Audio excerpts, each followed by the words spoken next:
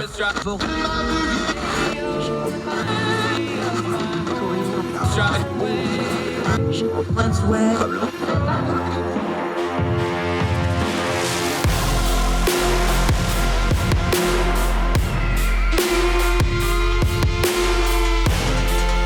host, Andrew Donaldson.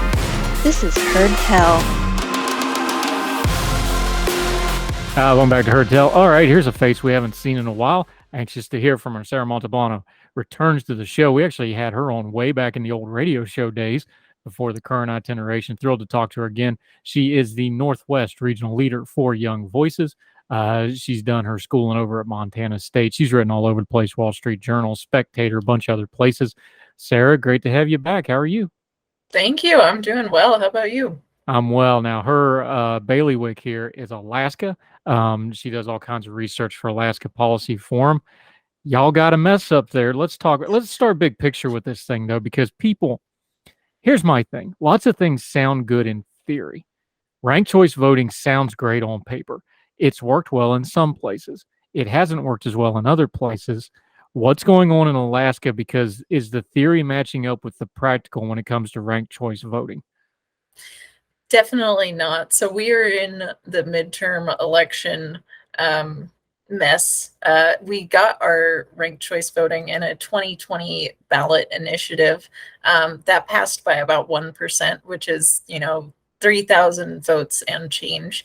And so that implemented a unique in the nation top 4 primary system. So it's nonpartisan. It's what people like to call a jungle primary. Anybody from any party can come in. The top 4 advance to the general election. We were first expecting our first test of ranked choice voting to be this November, but due to Representative Don Young's death, we've held a special election. I believe the ranked choice portion was completed on August 16th, but we're not going to find out the results until August 31st. So a full 2 weeks after the ranked choice voting. The primary was a disaster. There were 48 candidates on that ballot. It was enormous. And the top 4 in that are Sarah Palin, Nick Begich, Al Gross, who dropped out, claiming it was too difficult to run as a nonpartisan candidate, and Mary Peltola, the Democrat candidate. So there in this August 16th ranked choice voting election, there were only 3 candidates instead of 4, which threw an extra wrench in this already confusing process. And just for those of you that don't have your flow chart fully filled out just yet, they're actually running 2 elections for the exact same office at the exact same time, because one is to fill in for the rest of Don Young's term, and then there's the actual primary for the next term, and we're doing it at the same time with the exact same group of people. Anybody else confused yet? Yes. And what's more confusing is that on August 16th, the ranked choice special election and the primary election, which is choose one, both on the same ballot. You had to flip it over to look for the ranked choice portion. So that in all to fill a seat for a few months before the permanent the general election is concluded in November. So it's been a real mess, and it's been very difficult to understand why we're going to so much trouble. Now, one thing we found out while we're waiting on these results that are supposed to come out next week, as the voting totals, just to really make this even messier, we now have the data. They're creeping up on record levels of voting here. Now, we know voting has been up the last 2 cycles. We know the voting in the special elections have been up. We know the 2020 election blew all the records out of the water. We expect 2022 and 2024 to do the same. Not only are you putting in a new system, not only is it confusing because of the way you're having to fill the seat, because, Don, for those that don't know, Don Young, this is an institution he had been there for forever, since I think Alaska was almost a state. 50 years. Yeah, pretty much since Alaska. He's like the second guy to ever hold that office or something. I'm being a little facetious, but he'd been there for forever. Well respected. Everybody loved him. He was in that office till he died. That's happened. He's died. Now they're trying to fill it. Where do we even start with this? Because you got the ballots. You've got this now on top of all the mess of it. You've got record voting turnout on a system that even the people doing the system don't seem to know what to do with. This looked like a recipe for disaster. You're there. You're on the ground. Is it as big a disaster as it looks like it is? It seems like it's confused a lot of people, and I think ranked choice voting really advantages the people with the time, energy, and interest to rank a bunch of candidates. And then I think it also has a lot of problems for people like my father who, they would rather just pick one candidate and the rest are unacceptable. They don't have preferences between the rest of them. So that's, I think, something of a philosophic point. Is that we just can't treat this like, I'd prefer vanilla ice cream to chocolate ice cream to strawberry ice cream. It's not that kind of ranking necessarily. So I think it's confused a lot of people. There are so many questions about the system that the Division of Elections has endeavored on a bunch of education efforts that haven't been entirely successful. Yeah, so it's been really difficult. I don't know how to explain the voter turnout except that it's on the same ballot as the primary election for November. So it was easy to see a large group of people who didn't vote in the special primary who are voting in the special general, if that makes sense. Yeah, it makes sense. Let's talk about the practical though, because Sure. somewhere our friend Guinea Coulter, we're going to try to get her on, our election expert. She runs polls. Her thing has always been you've got to have a ballot that's understandable. I'm old enough to remember hanging chads in the 2000 election. My first election was 98. That was my first presidential election. Hanging chads, and is it fully punched out? And then all that. This is not a new problem to have impractical ballots. But when you have, like you said, you had to flip the ballot over for the other really, really important part of this thing. You have 40 some people on one ballot. So people are just basically going to go look for the name they want, hit it, and move on, even though they're supposed to fill it out further. Mm-hmm. I understand the idea of ranked choice voting. I think it's good. I think the implementation here, like you said, the education hadn't caught up yet. The people, is it fair to say the folks just weren't quite ready for it, even if they liked the idea? It doesn't seem like this was well enacted and folks weren't ready for it.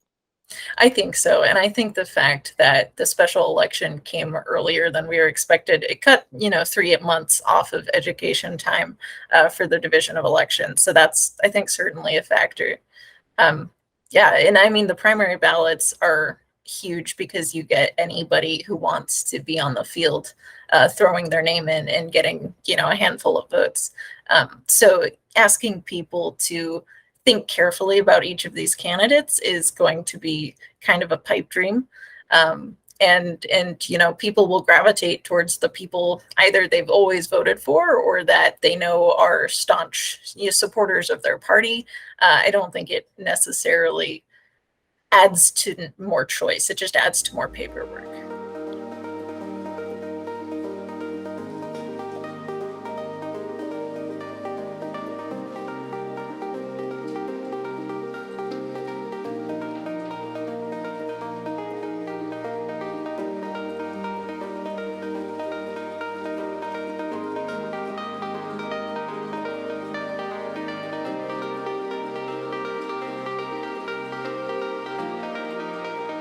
Is it fair to say that part of the problem, whether it's ranked choice voting or traditional voting or mail-in ballots, or they're going to continue to try to push online voting in some shape or fashion going forward? That's just inevitable.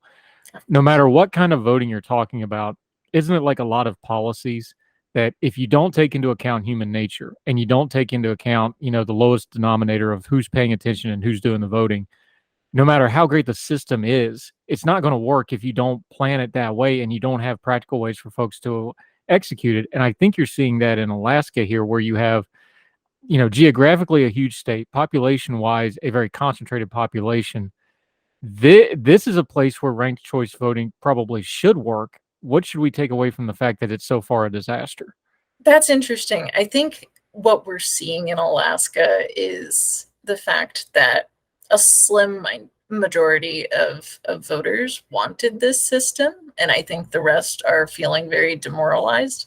I think one of the other lessons of ranked choice voting, this special election has been the least focused on policy that I can remember. It has been driven almost entirely by name recognition. We've got the big player, Sarah Palin. Of course, everybody knows her. Nick Begich, who is well known because of the rest of the Begich family, who have all been Democrats. So he's a little hurt by being a Republican in that family.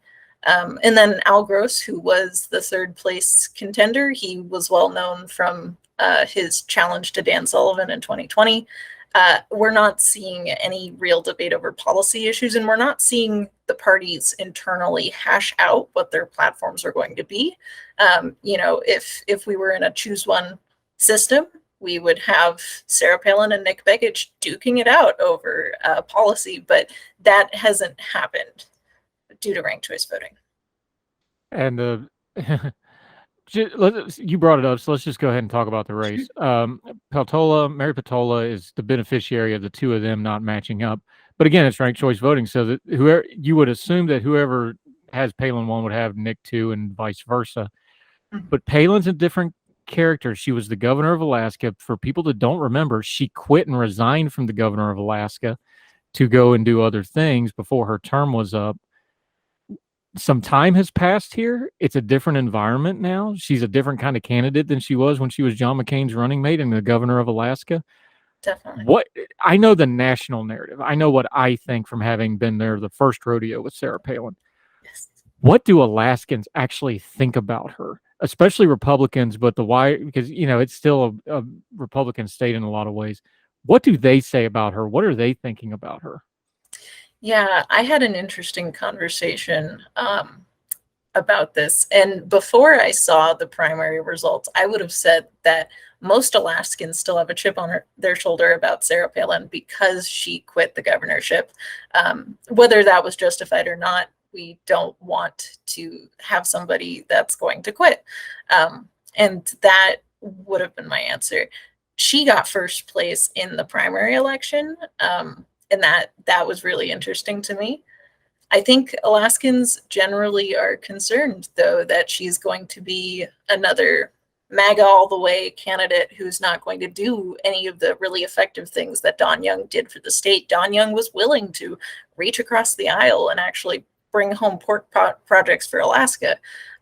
And so whether that's good or bad, that's something Alaskans are often looking for someone who's going to really watch out for our energy interests, forestry, fishing, those kind of things. And I feel like a lot of Alaskans know that she's going to use her seat as a publicity platform. That's what I think. And for those that don't know, Alaskans have some things that we don't have in the lower 48. Don Young was there because he was there long enough. Y'all get your check once a year. Yes. You get stuff like that. Alaska has a lot of we've had you on before about policy, especially land use policies. There's always going to be debate over the North Slope, the oil and gas industry up there. Of course, tourism is a big factor for Alaska. Y'all have a corner on reality shows.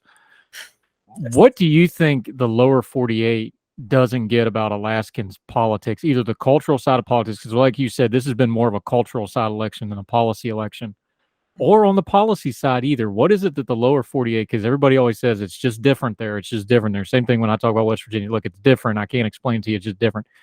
Explain it to us. It's just different. But what's different this time with the populism, I should say, the cultural aspect of this election? Why does this feel so different on top of the ranked choice voting stuff?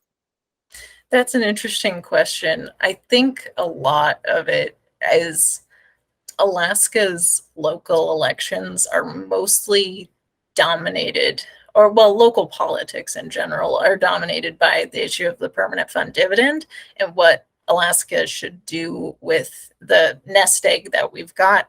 And how much should be paid each year. It takes a ridiculous amount of time in every legislative session that doesn't get put toward other policy things. So the local level, I think, is not as effective as it could be. And then this race, as we start to fill this, we are looking at a huge gap where Don Young left. As you said, he was here for almost the lifetime of the state.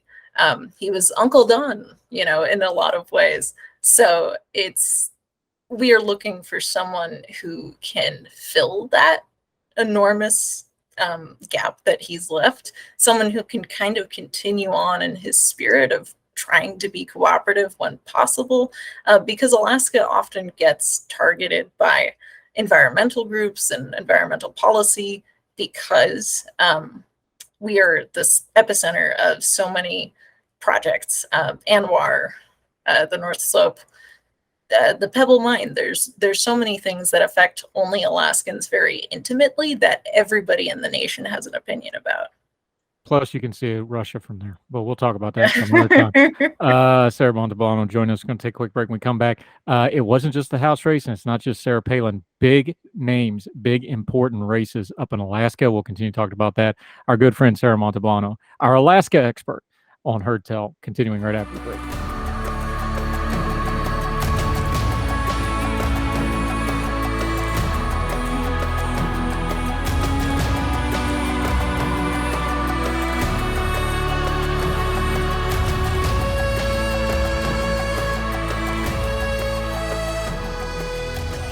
Welcome back to Heard Tell. Having a good time talking to our friend Sarah Montalbano, catching up with her. Been a while since we've had her on. We'll try to make it not so long next time. Okay, it's not just the Sarah Palin double election for the same seat twice at one time, which I don't think that's ever happened before in American history. We'll have to look into that. The Senate race, Lisa Murkowski, she is an enigma inside of a riddle stuffed in a Manushka doll that sits up on multiple shelves that are hidden behind a bookcase that you pull the book to open up. Nobody can quite figure her out in Alaska, except she's like the dude. She just abides. Like, she's just kind of there. She's always going to be there. I'm looking at the polling data from the top two. Looks like she's going to be there again. What's the deal with her? Because she's kind of heterodox. She's not fully conservative. She's conservative on most of the important things, but she does break. She's one of those that's every time we have a Supreme Court justice or something bipartisan, her name's always in that mix. Trump doesn't like her, but she seems to be kind of impenetrable to his criticism. You're an Alaskan. We're not. You explain it to me. Lisa Murkowski. All right. That's a big topic. And what I would have to say first is that Lisa Murkowski is going to be enormously advantaged by this ranked choice voting situation. She, in the primary, because we get those results back because they're choose one. So we have that from August 16th, and she polled almost 45%.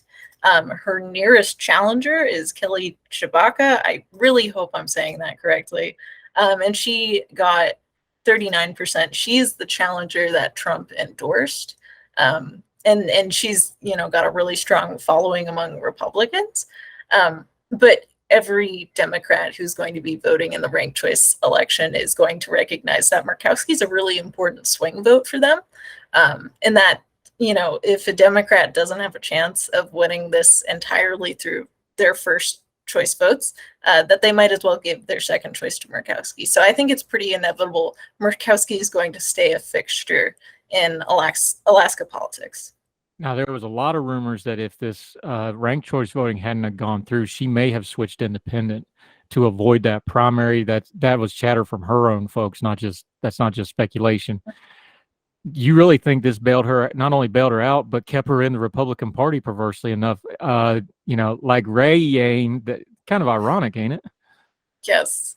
And the one thing I would note is on these ballots, the party designation next to the name is what the person is registered to vote as. It's not, an endorsement by the party. It's nothing like that. So Lisa Murkowski can say, look, I'm a registered Republican. She could choose not to vote for any Republicans in any election, but as long as she's registered to vote Republican, an R shows up next to her name. So that's one part of the system that I do feel advantages her. And then the strategy of it just makes sense because, first of all, if she has a lot of first choice votes, that's probably a reflection of people who really approve of her time in Congress. But there's going to be, first of all, Republicans who put Kelly first and Murkowski second and say, well, I'd rather have a Republican than any of the Democrats on the ballot. And then conversely, we also have voters who put Democrats first and then put Murkowski in their second choice. So Murkowski, I feel like, really can't lose necessarily, and she doesn't need the endorsement of the Alaska Republican Party to do well. She can point to her record and say, look, Democrats, you should have me because I'm a valuable swing vote. Republicans, I'm still better than most of the Democrats. It's interesting you bring up the designation, talking to Sarah Montalbano. Yeah. The party is on the ballot, but it's the way you're saying it. It's just their affiliation because the party doesn't have anything to do with the ranked choice system, unlike a primary. In the governor's race, you have a little bit of an interesting thing where Mike Dunleavy's kind of running away and hiding with this thing. But second place slipped to Bill Walker, who is listed as a nonpartisan, and then Les Gara, the Democrat, right? I mean, they're within a couple hundred votes of each other, but nonpartisan slide up to number 2. That's what the ranked choice folks that advocate. It's like, there you go. Look there. See what happened? Somebody not in the duality got in there. Do you take that as a positive sign? Is that an outlier? How did that land? Because it was noticeable. Yes, that's something that made me very skeptical when Al Gross said, well, it's just too hard to run as a nonpartisan candidate, because that really shouldn't be the case necessarily. I think a lot of nonpartisan candidates end up caucusing with Democrats anyway, most of the time. So that I don't know if that's an Alaska phenomena or just in general, but that's something I've noticed too. Bill Walker actually won governor as an independent a few years ago. I forget exactly when, but a lot of people were unhappy with him because I think he ran initially as a Republican or a Democrat, I forget, and then switched to independent so that he could be in the general election because he lost his primary. So that's something this jungle primary eliminates. You don't have to go through the primary process with your party. You can just put your name on the ballot as an independent or a nonpartisan candidate and still get a really strong performance. To be fair, though, Gross is just kind of a weird human being in general, right? Because this is what He the second or is, third yeah. time he's run for statewide office. He's just a different kind of cat. Not even a bad way. He's just different, isn't he? For folks that don't know, Yeah. just explain him for a minute, because he made he made a nice hard run at it in 2020. He didn't embarrass himself electorally, but he is kind of a strange dude, yeah. Yeah, definitely. I think he's an orthopedic surgeon. I don't know too much about him, but I'm really baffled that he dropped out of this special election because, quite frankly, he handed it to Mary because he said, look, I'm dropping out. It's too hard to run as a nonpartisan. I give my full endorsement to the Democrat in this race. And now she's running away with it. She's got almost 39%, while Sarah Palin's coming in second with about 31%. And we're not going to know for sure until August 31st, but I would bet she's going to be our temporary, for a few months, representative. So that was really an interesting wrench in the system.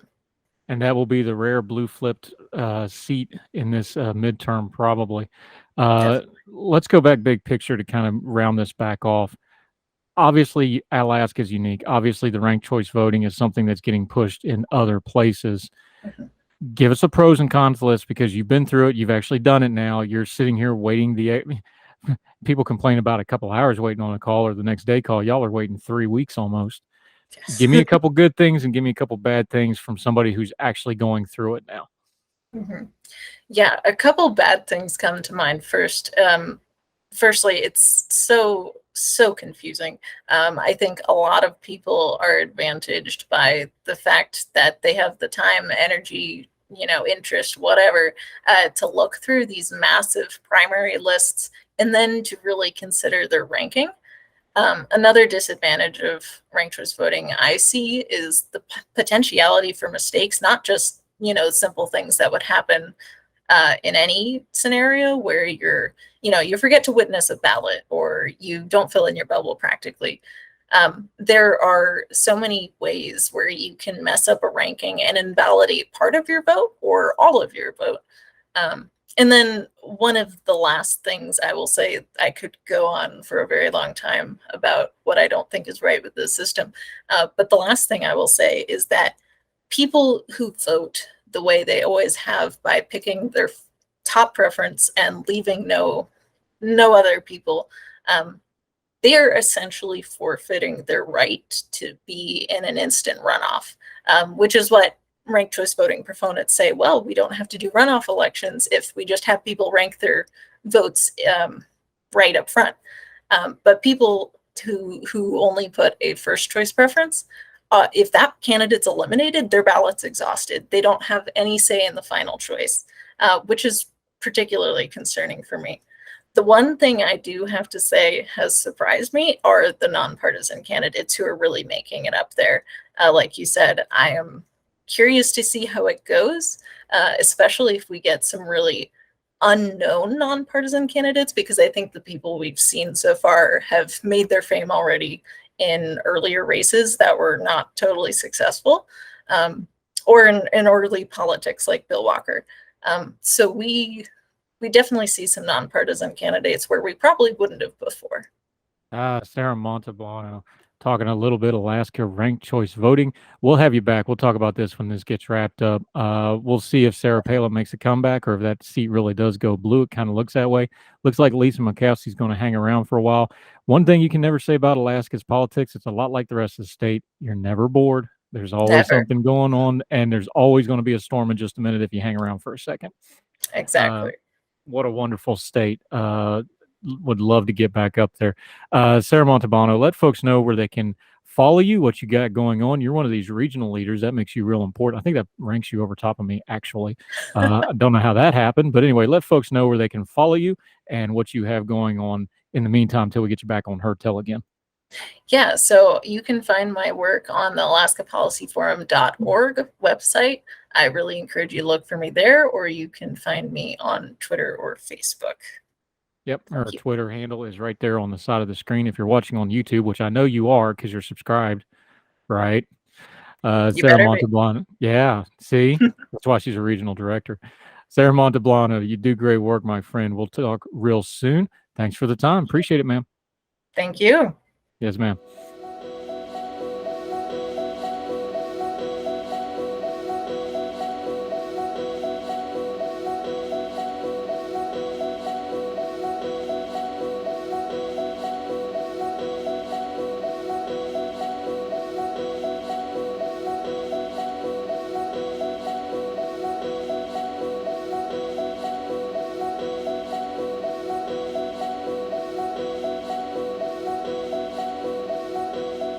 Welcome back to Heard Tell. You ever hear the old joke about folks with two first names? He's got two last names, but he's a good friend of the program. He's been here before. Happy to have him back. Cooper Conway is rejoining us. Going to talk a little education with him. How have you been, sir?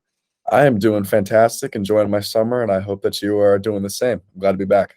Yeah, well, if you got kids like me, summer's over next week because we got school and football starting. So, in fact, they're doing band practice right now. So, everybody's like, summer's not over. Like, if you got kids, summer's over. Sorry to break it to you. Let's talk some education. We talked this topic with you before, but you take a different point. Part of the private school experience in America traditionally has always been through religious education, church schools. Let's start big picture, though, before we delve into specifics here. This has a long tradition in America. People may not realize Harvard, Yale, those were all started as church schools. Churches, most in small town America throughout the early 17th, 18th, 19th century, usually the church and the school was the same building a lot of times because that's the only place you could have for such things. There's a long tradition here. We understand it's changed. What has changed? What part of that tradition applies now? What part of it doesn't before we get into the specifics of what's going on now? Because we got to know where we've been to really talk about where we're going, right? Yeah, I would say that the school started off definitely more Protestant. As more immigrants came into the country, that started to change to the point where now our public schools are now secular. However, they are not value neutral by any means. And so now you're seeing debates happening between parents all over the country in terms of what values we want to instill in our children. And for me, I think that this is something that we do. It's going to take a long time to work through, but that school choice is a way that we can ease the tensions on these curriculum debates, these culture wars, if you will.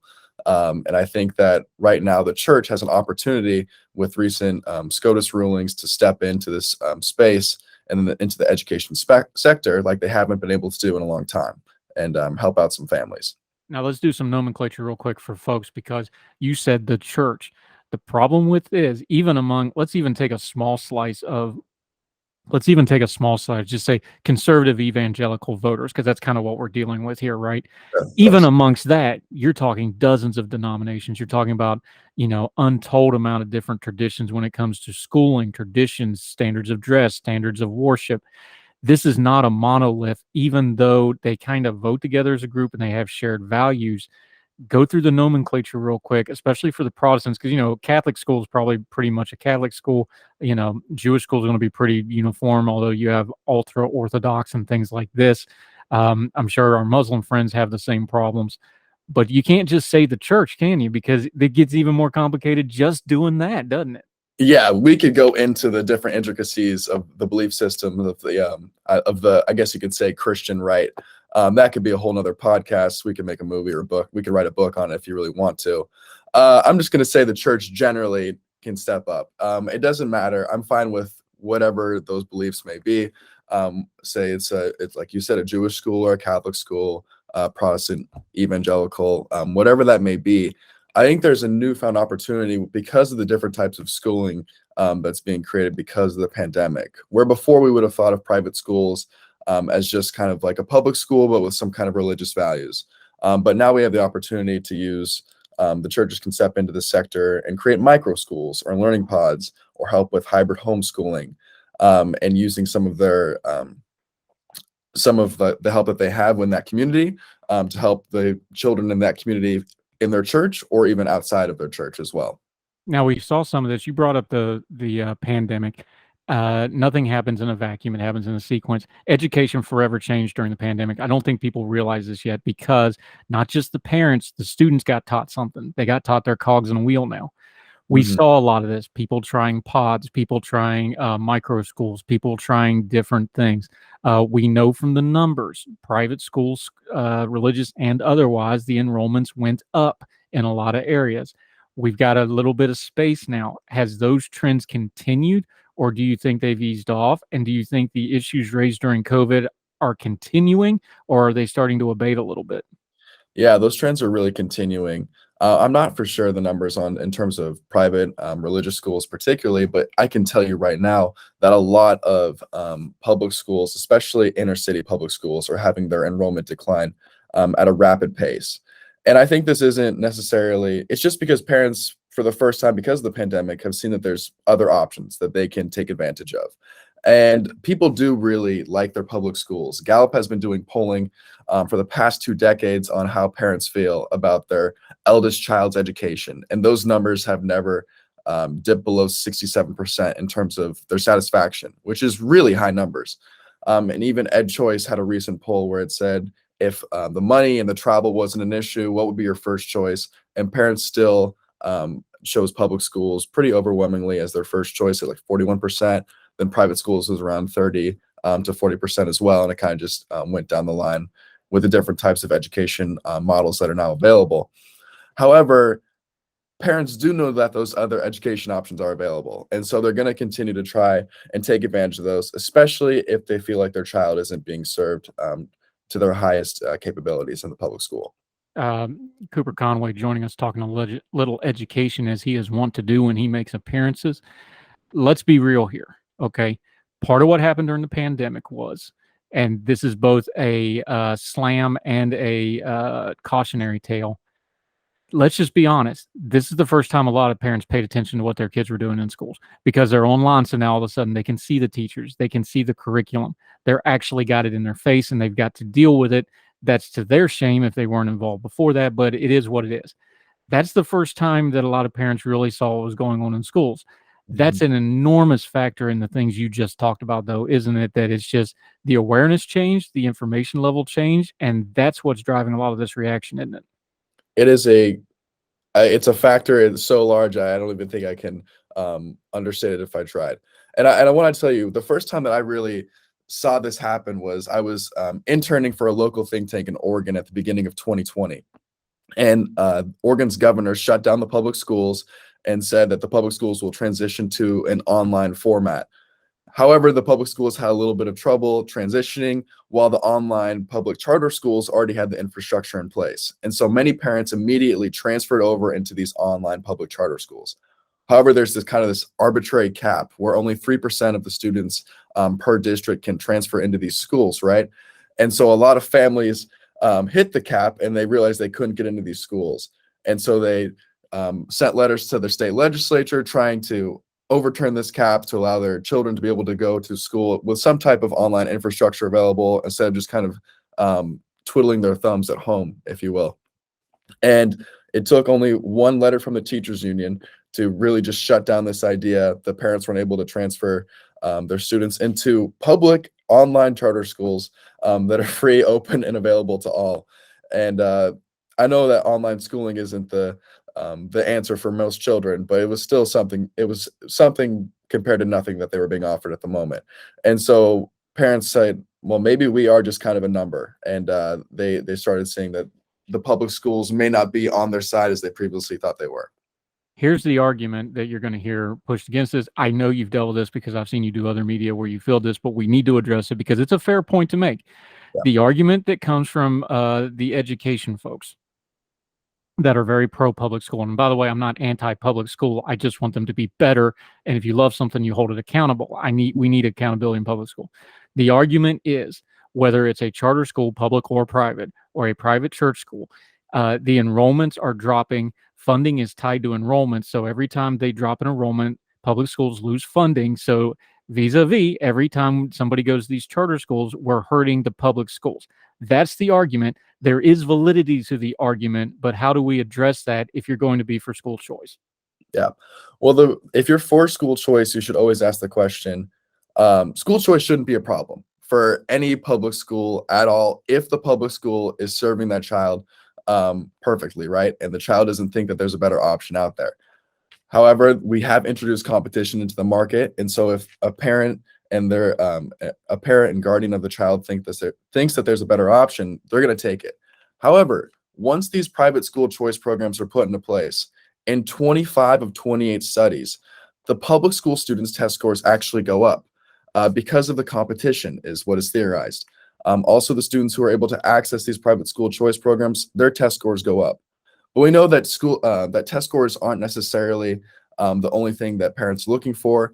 Also, there's been shown to be higher perceptions of safety from these parents. There's higher civic values. Once these school choice programs are implemented, students go on to graduate high school and college at higher levels as well. And so really, it's kind of the rising tide that lifts all boats because competition is making everyone to be better because they do want to hold on to these dollars. Yeah, Cooper Conway joining us. We're going to dig into this a little bit more. He's got a piece out, American Conservative. We're going to dig into that. Got some interesting numbers in here, especially when it comes to test scores, civic literacy, which I could say if I had proper civic training. Sorry, Dad. Perceived safety and other issues. We're going to dig into this a little bit. I'm going to work on my pronunciation. He's going to bring the knowledge. Cooper Conway continuing on Heard Tell right after this.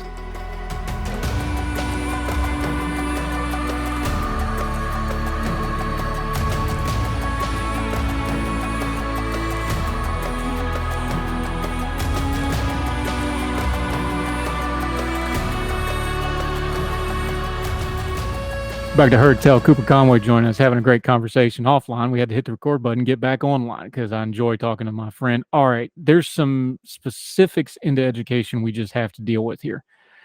Here's a problem. We do this with the gun debate, abortion debate, pick any hot button issue we have. We want to talk about it in a vacuum like nothing else around it ever affects it. We talk about culture wars things this way like nothing else around affects it. If you have school-age children and you're a family with school-age children, that dominates your life.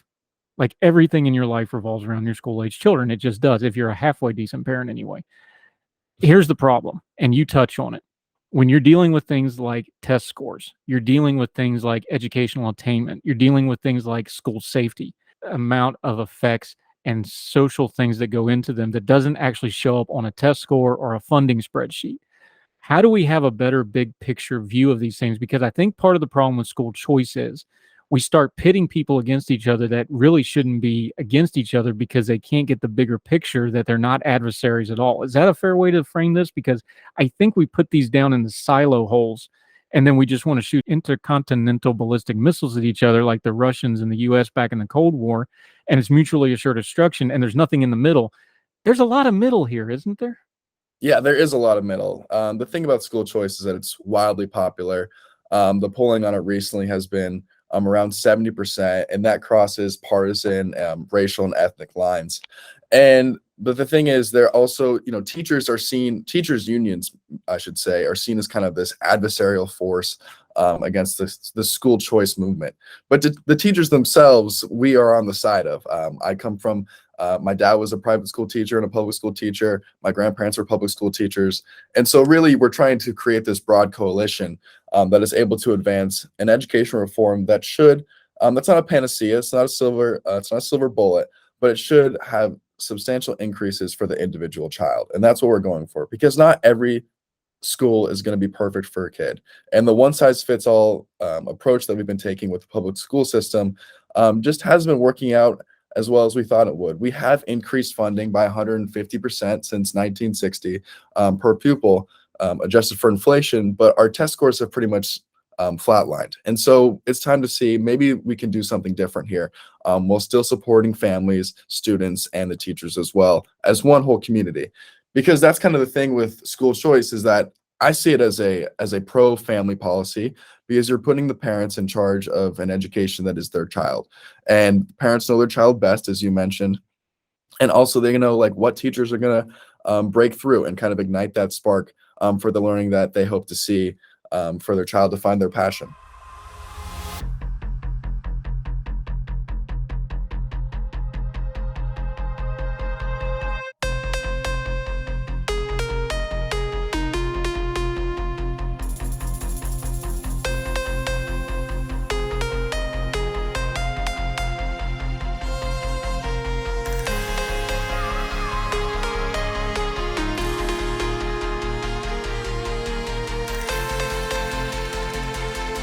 Since you just brought it up, let's just go there though. Part of the problem here is, and there was headlines this morning, I was just reading another piece. We are having massive teacher shortages in this country, like crisis level teacher shortages. This isn't just affecting kids. We are pumping more money than ever in the schools. It's not just the kids that aren't getting a good, proper education out of it. The teachers are getting burnt out and don't want anything to do with it. And it's getting harder and harder to get quality people into the in-classroom positions. Why is that? Because that's part of the disconnect too. I know we want to focus on the kids, but I don't want public schools to be bad. I don't want them to fail. I want them to succeed. I do want school choice, but I still want the best public schools we can possibly have, and we need to have both. Yes, if sir. we don't have good quality teachers, none of this is going to work, right?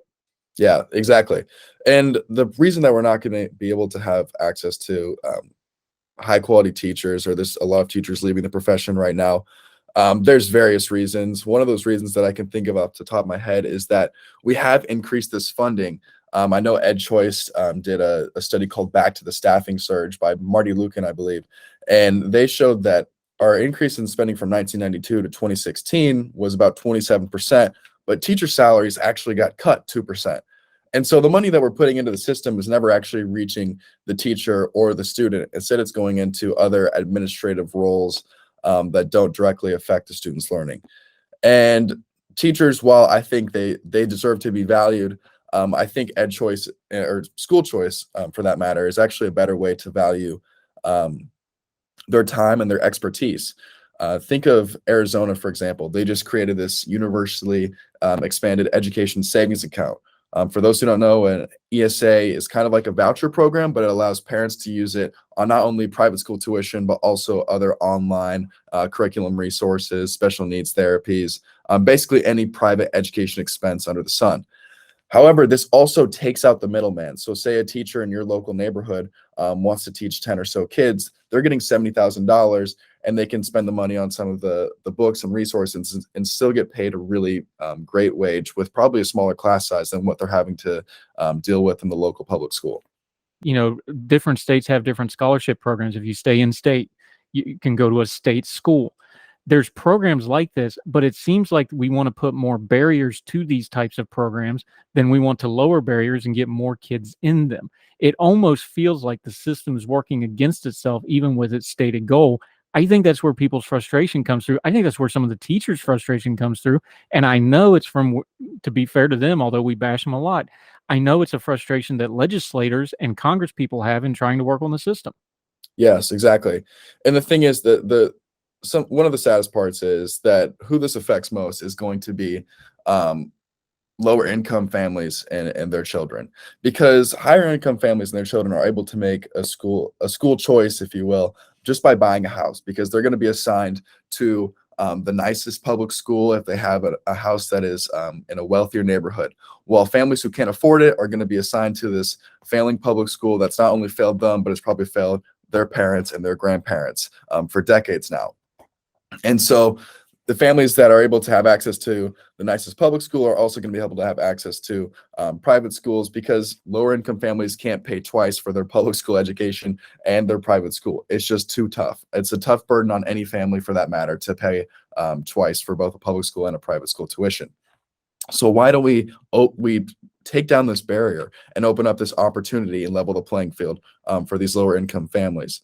And I think this is something that just makes sense for us to do. And I don't know why we don't continue to do that as West Virginia and Arizona have done. Yeah, and if you doubt what he's saying, just go on Zillow or any other real estate website. Look at the first item that's right under the price. It's always the school district, without exception. It's just the selling points, how it works. Cooper Conway, let's round this off by going back to where we started, religious schools.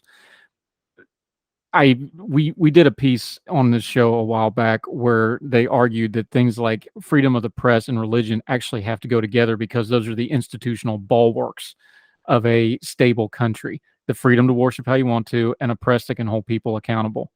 Okay. Is the press, our news media, I don't know that they're doing a great job of covering educational issues right now. And then you throw the religious aspect on top of it, which is, to be fair to them, always hard to cover in a pluralistic society.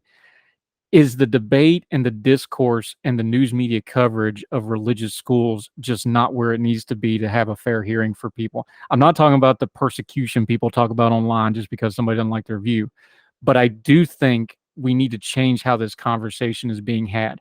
Do we do that with terminology? Do we do that with the tenor of the conversation? How do you think we improve how this issue is covered going forward? Yeah, I think that's a question that could be had really at large, is trying to understand someone else's beliefs. Personally, I'm not Catholic, I'm not Jewish, but it would take a while for me to go in before I criticize their schooling methods, because I don't really understand their viewpoints or religious beliefs. And I think that that's something that journalists particularly should try and do before they write a hit piece or something like that on these schools, because they have different views and practices towards marriage, for example, if you will. So I think that's something that's a good place to start. And I think that can be had both from people that are consider themselves secular, but also religious as well. And then if we're able to at least kind of extend this olive branch and try and make peace with another person's beliefs and say, I don't necessarily agree with you, but I'm going to let you practice how you want. That's going to go a long way. Yeah, the eternal struggle in America is, where do my rights start and your rights stop? And this is a great extension on that age-old argument, something we need to be very cautious of, and we also need to be respectful of, and it's something we just got to work out as a society. Cooper Conway, great stuff as always, buddy. Let folks know where they can follow you and keep up with you until we get you back again. Yeah, you can follow me on Twitter at CooperConway1, and then you can see all my writing and media pieces on the Young Voices website with my headshot over the top of it. So thank you so much for having me. I appreciate it as always. He's the one with the glasses and the hair. You'll know what I'm talking about if you're not watching us on the YouTube. You're a good friend. I always enjoy having you on. Let's do it again, not make it so long next time, buddy. Talk soon. Sounds good. Thank you. Thank you, sir. All the music on Heard Tell is provided under a Creative Content license from monstercat.com.